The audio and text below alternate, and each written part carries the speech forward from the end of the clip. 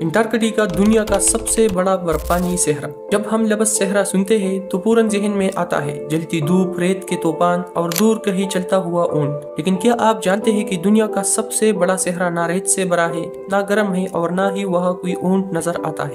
جی ہاں، ہم بات کر رہے ہیں انٹارکٹیکا کی، زمین کے سب سے سرد، ویران اور برف سے ڈکی ہوئی براعظم کی، جو دراصل ایک صحرا ہے۔ اب سوال یہ ہے، صحرا کی تعریف کیا ہے؟ سائنس کے مطابق صحرا ایسا علاقہ ہوتا ہے جہاں سالانہ بارش یا نمی کی مقدار 250 ملی میٹر سے کم ہو، یعنی نہ صرف گرمی بلکہ خشکی صحرا بننے کی اصل وجہ ہے۔ اور انٹارکٹیکا میں جہاں سالانہ بارش یا نمی کی مقدار 250 ملی میٹر سے کم ہو، یعنی نہ صرف گرمی بلکہ خشکی صحرا بننے کی اصل وجہ ہے، یہاں سال بھر میں صرف 50 ملی میٹر کے قریب بارش ہوتی ہے، وہ بھی بارش نہیں بلکہ برف کے شکل میں۔ کچھ علاقوں میں تو سالوں تک کوئی ایک قطرہ پانی یا برف بھی نہیں گرتا۔ یہاں کا موسم اتنا سخت ہے کہ درجہ حرارت -90.2 ڈگری سینٹی گریڈ تک ریکارڈ کیا گیا، یعنی دنیا کا سب سے سرد مقام۔ انٹارکٹیکا کا کل رقبہ تقریباً 1,40,00,000 مربع کلومیٹر ہے، یعنی یہ افریقہ کی مشہور صحارا صحرا سے بھی کہیں بڑا ہے۔ دلچسپ بات یہ ہے کہ یہاں کوئی شہر نہیں، کوئی سڑک نہیں، کوئی مستقل آبادی نہیں، صرف کچھ سائنسی اسٹیشنز، چند سائنسدان اور ہر طرف برف ہی برف۔